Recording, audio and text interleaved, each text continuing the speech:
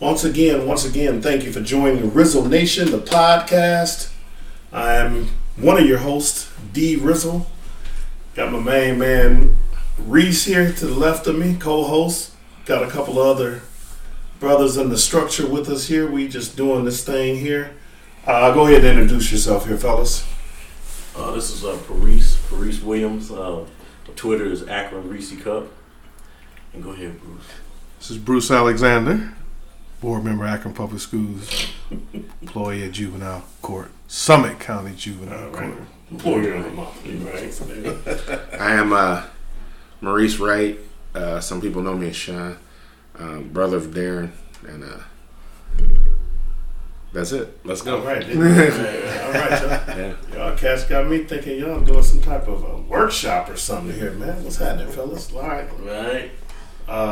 Who am I? Oh, I said that already. Go ahead. Say Tate. What we got, man? What we got? What we talking about here? We talking about Reese, shoot it up. We got a topic here, the influence of commentators on some of the black commentators that we have nationally on black issues, preferably like Stephen A. and Jason Whitlock and multiple other ones. You guys have any opinions on the latest issues as far as some of the commentators? Bring me up to date a little bit on these two, because I don't know exactly what's happening. Well, with Stephen A. Stephen A. went in on Kaepernick, big time, and T.O. right? T.O. had actually called Stephen A. out, saying that Max Kellerman, who's on the show with Stephen A., that actually Max was more black than Stephen A. Yeah. So and another, I'm just bouncing this off because we got a couple different topics. Jason Whitlock on Speak for Yourself, this TV show. If you go back and listen to his show, he adamantly went in on Kaepernick, and I mean, he started to show off about maybe a good 10 minutes of the show, just going hard on him. It was all kind of Kaepernick shouldn't have did, this, and he went in as much as saying that these guys would claiming themselves to be black men and not being and with these identity crisis. Okay. It was Wow. he even brought up Jesse Smollett? Yeah. Oh, like these men, he brought up Yes. Juicy Smollett. Yes. What Chappelle say? Juicy Smollett. Right. So I mean, all right. Just throwing it out there. What y'all think about this topic? I'm gonna jump out there just a second, and I'm gonna pull back. I want to kind of preference the take of what this conversation is about. This is not a per se black-white issue. I think we're discussing it as black men about how black sportscasters and or commentators interact and kind of develop a perception of black athletes. I think, is that fair to say, gentlemen? Yeah. So you're making it a black-white issue? No, I'm making it really a black issue, if you will. We're talking as black men, so we're talking about how other black men in the industry look at. Well, just say what you just say it. Just say it. Well, no, I think it's important because we don't want it to seem like it's a black issue. Okay. Tell me your thoughts. I think some people would say that these cats are cooning. Ooh. Oh, and all right. and went there quick. All right. And 0 to 100. All right. Okay. No, but I think they're necessary. So you think that they're saying that they're cooning, and give me a little bit more on that. Yeah. Well, I guess from Stevens' perspective, he was basically saying, I mean, you had talked about this. Correct. That's correct. Stephen A. was basically saying, and I agree with him to a point. Stephen A. was basically saying that Kaepernick is not going to get a job in the NFL doing some of the things that he was doing. You have a car. You can let anybody in that car you want to in. You don't want him in that car, you ain't gonna let him in that car. Basically, it's the same thing. I'm to a point to where I understand what he's saying. Now my eyes have been open after talking to him about a few things, and I didn't see it from that standpoint. And we'll get into that in a little bit. But my basic thing at first was, you get in, then you change things from within. Okay. But you can't change nothing if you ain't in there. And that's all Stephen was trying to say. So they're saying that saying he was cooning to get in? No. People are saying Stephen A. is cooning because he's basically saying this cat won't get a job because of the Kunta Kinte shirt that he wore at the walkthrough, the other things that he did, this, that, and the other. Now, I can understand that because if I'm an owner, why would I allow that on my team? So I'm ready to go in. I'm gonna yield to you, Bruce, and then I just got to jump in. You go ahead and jump in because I'm still trying to get a little feel for it, and I'm kind of understand a little bit, and my mind is going a little bit. I'm gonna let you go ahead. So Stephen A. is he made mention about Cap basically conforming, if you will, to be a part of the, and I don't want to use the term institution, what do I want to say? The league. The establishment. There you go. So my challenge to that is this. And as I told my brother, Kaepernick wore a Kunta Kinte shirt. Kaepernick has fought the NFL. He stated collusion.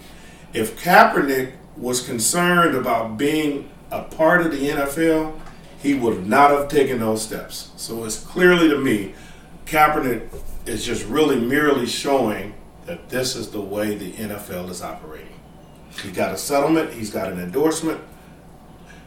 He's in shape, and I don't think he even really, I mean, he wants to play, but it's not the end of the world to him. He want to show that they're corrupt. Yeah, he's not caring about it. He want to bring out the corruptness of the league. Yeah. And I have no problem with that because if he actually wanted to play, he could have went to Canada. That's exactly right. He could have went to the Arena League. Yeah. So I get that, but to Stephen's point and to Whitlock and a few others, you're fighting against City Hall. That's very hard to do. Right. So, I mean, he's bringing attention. Don't get me wrong. And the old saying, any publicity is good publicity. So I have no problem with that. I'm just wondering, what is the end game? So, So you're saying he's fighting against City Hall. Any publicity is bad. The old adage, any publicity is good publicity. But I think from Kaepernick's standpoint is he's going through the motions to show that he went through the motions and this is the end result. That's what I believe. He's still better than maybe 50 or 60% of the based on what I saw Sunday, he might be 70, 75%. Okay, and I give you that. But he still is what they consider to be unemployable. Okay. And do you really believe if he felt he needed to do everything, he would not conform? If he felt he needed to be in the league and it was part of what he needed to do to be his makeup, do you or do you not think he would change to conform? Because everybody takes somebody that applies for a job, and let's say hypothetically they smoke weed. They'll stop smoking weed for a month or two to get the job, then they gonna go back to my point exactly. So my point exactly. Right. So would he change who he is to get in? Now No. they're saying No. They're saying he should. And that's the problem. That's the issue I have. Right, because when if he was to go into the workout, they don't care if he throw a football. They already know he Right. can throw a football. Right. They already know that. They Right. know he can run fast. Right. They know he's got the physical attribute. They want him to go in there and bow down. They want him to go in there and apologize basically for everything And conform. and conform. Right. That's the number one thing that they're ready to do. Just have him conform. They're gonna ask him a bunch of questions and say, "Look here, you need to conform to these particular issues, and we'll let you into the league." Right. So what is his end result? What is Kaepernick? You mentioned his end result, or I'm trying to gather where he's trying to take it. I think he's just comfortable going through the motions, saying, I did everything I could. I came to the event. I showed up at the event, and there's still no offer. I've done everything I need to do. Do you get mad? He wears a Kunta Kinte shirt. If he came in with a Metallica or Confederate flag shirt, would that be any different? I mean, I think it doesn't matter somewhat what you wear, to define you. But a lot of people want to wear things that pertain to their heritage, and if they want to do that, it's okay. I mean, I have no problem with that. So if he wants to do that, let him wear that. What does it do? I mean, people wear them every day, and Right. people even wear them to work every day. I mean, so it's no big deal. I don't think. And for Stephen A, and I don't even. We'll talk about Whitlock if you want, but for Stephen A to make mention about that, I think there's a lot to be said with regards to where he wants to go and how he wants to have this handled. Stephen and Whitlock, depending on what your cup of tea is, I guess. You got them, you got Marcellus Wiley, you have all these other people. But depending on what, I don't have a problem with Stephen. I don't have a problem with Whitlock. I see. I know you can't come at it with the same attitude as everybody has the same opinion. So I understand that you have to come with different angles of how you come at a TV show, but to me, I think they go a little too far with some of their, I don't know if you want to call it devil advocate, but I know they're not going to get the TV show. This is what I'm believing. They're not going to get their show if I believe that the management on each show is telling them this is what you need to portray this. Because I'm telling you, Bruce, if you was to listen to these shows, you'd be like, man, these guys is going in harder than, really hard. Right.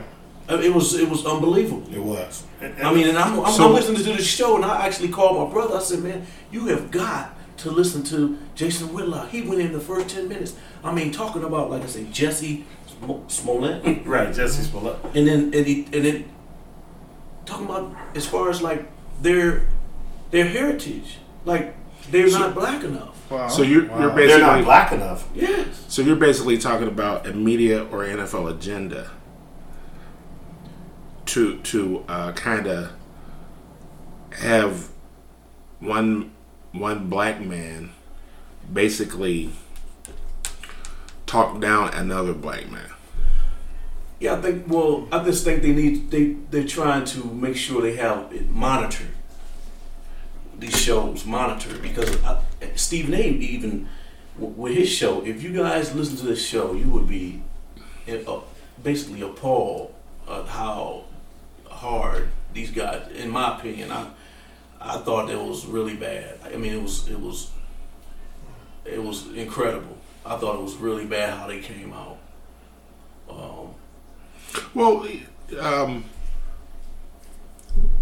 we have always had a history of being harder on each other than anyone else anyway. So this is not anything out of normalcy. With that being said, I think that Whitlock, Stephen, and maybe a few others are basically saying, you probably need to check yourself if you want to do this. Not like they're keepers of the gate, but I've been in this game for a while, so I'm only telling you what might be coming at you. Well, see, you say Whitlock, Stephen A. They're educated viewers. That's what they are. That's all any of us play are. Sports. Any one of them guys play sports. Whitlock played college football. He was an offensive lineman, in Illinois. Right, okay. and Stephen A. played college basketball. He played for Big House Games at HBCU. Okay. Mm-hmm. So with that being said, they have the collegiate perspective, but not the media spectacle, the financial issues, and all that come along with the pro component. I don't think it's that much different. Huh? I don't think it's that much different. It's not that much different. If you take into consideration, if you play big time athletics, okay, college or whatever, people aren't coming at you, clawing at you, hollering. The only thing that you don't have is a paycheck. But the notoriety... That kind of changes the whole equation. But you have everything else. The paycheck kind of is... Well, the money, to a point, the money is only... The money it will be the thing that is the icing on the cake. But everything else, the travel, the hotels, the pampering, you have all the same thing.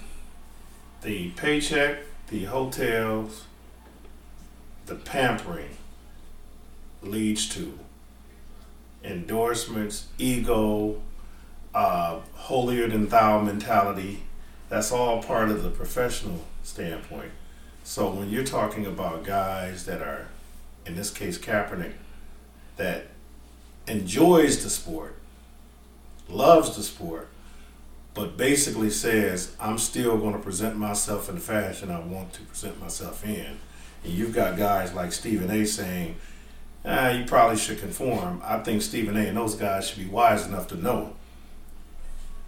Kaepernick is wise enough to know that if he wanted to get into the league and this was his only way in, he would have to conform. And I don't think he even cares about that. I don't believe that. Granted, I give you that. I don't believe that. I don't believe Kaepernick cares. Again, I think he's going down emotions, but it's not. Will he get another shot, or is that's basically he shot his that's it? Well, it's up to him.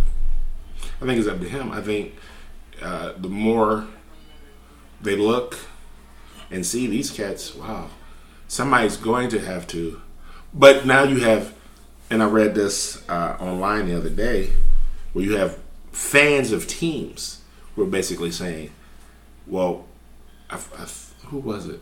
It was a few teams. I don't know if Dallas was one. I think Dallas was one, and one or two other teams. Sorry. But they basically, some of the fans basically said, you sign this cat, I'm not coming to any more games. So listen, and the bottom line is money. That's it. Listen. Go ahead. Yeah. And you have, to me, I'm listening to what's going on. You got various aspects of various ways of business. Kaepernick is doing business the way that he thinks he needs to do business.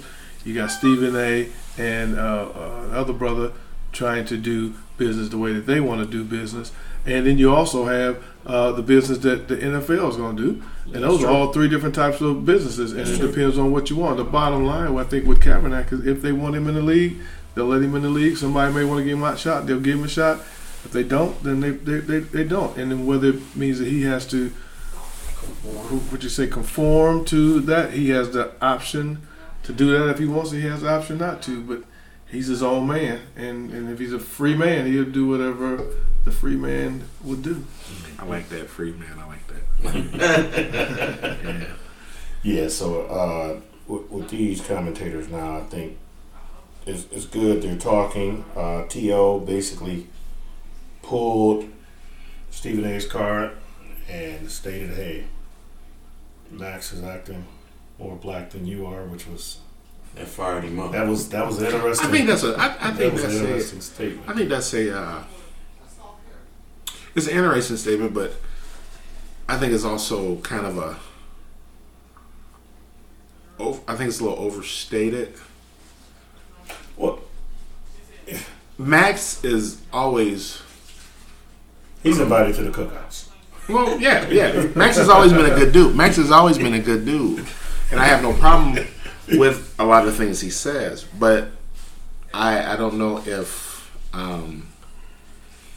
it's Steven's. I think it's Steven's job to basically say, "Look, man,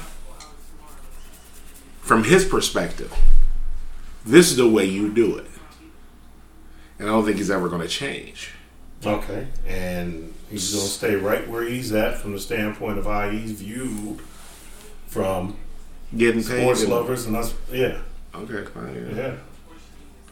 I have no problem with him. I mean, I could take him or leave him. A lot of days I leave him, but you know. Well, you do have a problem with him, yeah. How can you not have a problem with him? No, there's other things I could be doing. I'd be clipping my toenail. I could be doing something else.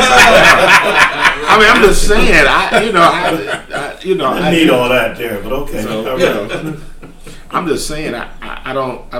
I have my own perspective. So I don't need him to tell me what his is. I agree with that. So they have a show where actually Stephen Allen has a show, and he's got I think him or whomever it is, they're going to bring what they need to the table to get the audience, so they get the people to listen, which in turn builds that business. Mm-hmm. And there are going to be sometimes some things, and it may be said intentionally to get a reaction, because we look at a lot of these reality shows. Well, they got these reality shows, and we know some of that stuff ain't real, right. But they bring it in to bring up the ratings. So hey. They're gonna go at it the way they want to go at it, whatever. Shock jocks. Yeah, and whatever way they feel is best to get the ratings up. Right. So you have to be a lightning rod, right, to bring in the people, right? Yeah. Howard Stern. Yeah. A lot of these guys. All right, very good. So, closing thoughts on that one, gentlemen. Closing thoughts on the commentators, the black commentators, in regards to black athletes and their actions. Closing thoughts on that. I believe that, in my eyes, I believe that Stephen A. and Jason Whitlock are getting basically prepped before each show, that you need to come at it as this angle. That's fair. This is what I believe, because I just cannot believe these guys go in that hard. On GP. On GP. I just can't do it. I can't believe it. I mean, it's really, it's over the top. I mean, like I said, Whitlock went in on Kaepernick for 10 minutes before Marcellus got a chance to say anything, before Aaron was strong on it too. No hold back. TJ Hooper got a chance to say anything. They just went hard. He went hard. So I just gotta believe that management or director is saying, "Hey, look here, you need to come out." You've been chosen. You're Stacey Dash. You've been chosen, right? I like to give these guys a private moment and say, "Hey, you really believe what you're saying?" Yeah, I like to catch you at the bar, man. Over a drink, you know what I'm saying? A beverage. Player, listen here, man. I know you can't hate this dude like that, man. I'll be surprised. Nah, that's Stephen A. I can't talk to Whitlock. Yeah. Damn. All right. Yeah. See. Well, I just say I don't know a whole lot about it, but from what I'm hearing, could have been management saying, "Hey, we got to get some ratings, and we need to pull this in because there might be some other things that's coming that can pull from us. So we need to make sure we get this done." And so from what I'm hearing, to have them, they're going at each other that hard, man. I'm kind of hurt that they would go at each other that hard like that versus trying to show each other some love and then saying, okay, here it is. So again, here's another situation that we really don't know the real deal, and so we can just only talk about what we're gonna talk about. May know. We're gonna talk about it. What we don't know, we don't know. Right. That's right. That's it. Shaq, closing words here. I think I agree with you to a point. Whitlock for you. I don't dislike the dude. I'm pretty sure he has a very nice singing voice. I have no problem with it. All I'm saying is his voice negatively. His voice is negative, but it is needed. And I only say that from the standpoint of that's a whole nother animal. It's negative but needed. I think it's needed because you have to know where all these guys are coming from. And it's just I think that these dudes are doing, to a point I understand they're doing what they're paid to do, but at the same time, I need to know what you're thinking. Okay. All right. So, similar to me, and that's why I watch the Republican convention all the time. I want to know what's going on with the RNC. All right, very good, gentlemen. We're going to wrap this one up. Once again, the topic was commentators, sports personalities, and all that, and how they kind of see high-profile sports figures and interact with them with regards to what they believe their views should be in conducting their business. D Rizzle, once again, check us out at upscalemediagroup.podbean. That's BEAN, podbean.com. And of course, you can catch us on YouTube. Our YouTube channel is Upscale Media Group. I'm DJ D Rizzle on Twitter and Instagram. Reese? Reese Williams. My Twitter is Akron Reese Cup. And that's it for me. That's it. CT? All right, we out. Okay, Shaq, we good? Yeah, we're good, man. It's a wrap. Right. Yeah. Thank you, gentlemen.